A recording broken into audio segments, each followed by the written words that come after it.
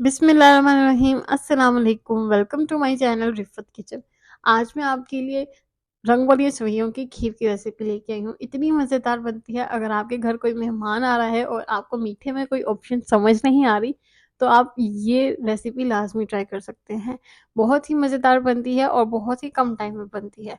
तो रेसिपी बनाना स्टार्ट करते हैं। बिस्मिल्लाहिर्रहमानिर्रहीम। इसके लिए सबसे पहले मैंने 1 किलो दूध लिया है। ये मैंने फुल फैट मिल्क लिया है। अगर आप डिब्बे वाला दूध लेंगे तो आपने इसमें 4 खाने के चम्मच मक्खन शामिल कर देना है।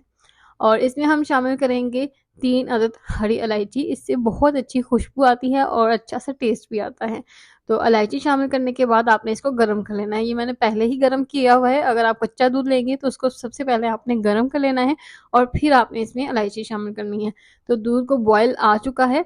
अगर पहले से बॉयल ना किया हो तो आपने इसको फुल बॉयल कर लेना है। तो ये देखिए गरम हो चुका है। अब मैं इसमें शामिल कर दूँगी आधा कप रंग वाली सेवइयाँ। तो सेवइयाँ आपने दूध के अंदर शामिल करनी है। आपने इसको घी या मक्खन के अंदर रोस्ट नहीं करना, वरना ये बहुत ज़्यादा सख्त हो जाती हैं और इसको गलने में बहुत ज़्यादा टाइम लगेगा। जिस तरह हम शीर ख़ुरमे में करते हैं ना, सेवइयों को पहले रोस्ट कर लेते हैं, तो फिर हम इसको हल्की आँच पे पकाते हैं, पर ये सेवइयाँ गलने में बहुत ज़्यादा टाइम लेती हैं। इसलिए आपने इसको दूध के अंदर शामिल करना है और इसको तकरीबन आपने 15 से 20 मिनट हल्की आँच पे पकाना है, ताकि सेवइयाँ भी गल जाए और जो दूध हमने एक्स्ट्रा डाला है वो भी पक-पक कर थोड़ा-सा हो जाए, मतलब कि सेवइयाँ गाढ़ी हो जाए। तो जब पानी थोड़ा-सा रह गया है इसमें, तो फिर मैंने इसमें आधा कप चीनी शामिल कर दिया। आप अपने टेस्ट के मुताबिक कम या ज़्यादा डाल सकते हैं और फिर हम इसको पका लेंगे 10 मिनट और, क्योंकि हमने चीनी डाली है तो वो भी पानी छोड़ती है। तो ये देखिए पकाने के बाद सेवइयाँ कितनी गाढ़ी हो चुकी हैं और बहुत अच्छी इस टाइम पे खुशबू भी आ रही है। अगर आपको मेरी वीडियो पसंद आ रही है तो वीडियो को लाइक कर दें, मेरे चैनल को सब्सक्राइब लाज़मी करना और इस वीडियो को दोस्तों के साथ शेयर करना मत भूलना।